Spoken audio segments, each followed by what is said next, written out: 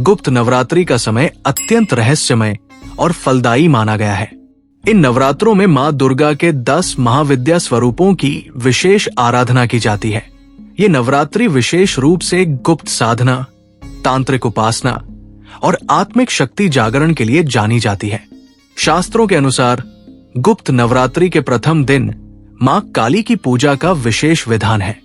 10 महाविद्याओं में मां काली प्रथम और सर्वोच्च स्वरूप मानी जाती है। उनका स्वरूप देखने में भले ही विकराल प्रतीत होता हो, परंतु वे अत्यंत मंगलकारी, रक्षक और अभय प्रदान करने वाली देवी है।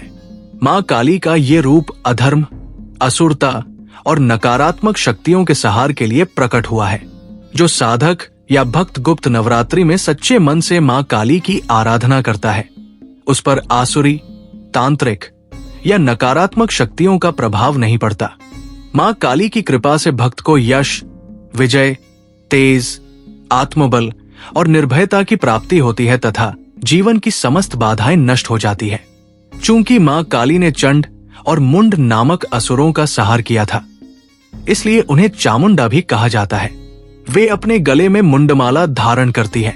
उनके हाथों में खड्ग, त्रिशूल और कटा हुआ मस्तक सुशोभित रहता है, जो अहंकार, अधर्म और अज्ञान के विनाश का प्रतीक है। पौराणिक मान्यता के अनुसार रक्तबीज नामक असुर का वध करने के लिए मां दुर्गा ने मां काली का रूप धारण किया था। रक्तबीज को यह वरदान प्राप्त था कि उसके रक्त की प्रत्येक बूंद से एक नया असुर उत्पन्न हो जाता था। ऐसे में केवल मां काली ही थी जिन्होंने उसका रक्त भूमि पर गिरने से पहले ही पीकर उसका संहार किया। इसी कारण गुप्त नवरात्रि के प्रथम दिन मां काली की आराधना का विशेष महत्व है। जो साधक तांत्रिक सिद्धियां, आत्मरक्षा और शत्रु बाधा से मुक्ति चाहते हैं, उन्हें इस दिन मां काली की उपासना अवश्य करनी चाहिए। मां काली की कृपा से सभी प्रकार की तांत्रिक बाधाएं नष्ट हो जाती हैं और शत्रुओं से मुक्ति मिलती है। मां काली की पूजा अकाल मृत्यु के भय को भी दूर करती है और जीवन में स्थिरता प्रदान करती है। गुप्त नवरात्रि में मां काली की पूजा 2 प्रकार से की जाती है। तांत्रिक विधि से उपासना, जो साधक तंत्र साधना या गूढ़ शक्तियां प्राप्त करना चाहते हैं, वे विशेष तांत्रिक विधान से मां काली की आराधना करते हैं। सामान्य भक्तिपूर्ण पूजा, सामान्य भक्त सरल विधि से मां काली का पूजन करते हैं, जिससे उनके जीवन के कष्ट, भय और संकट दूर हो जाते हैं।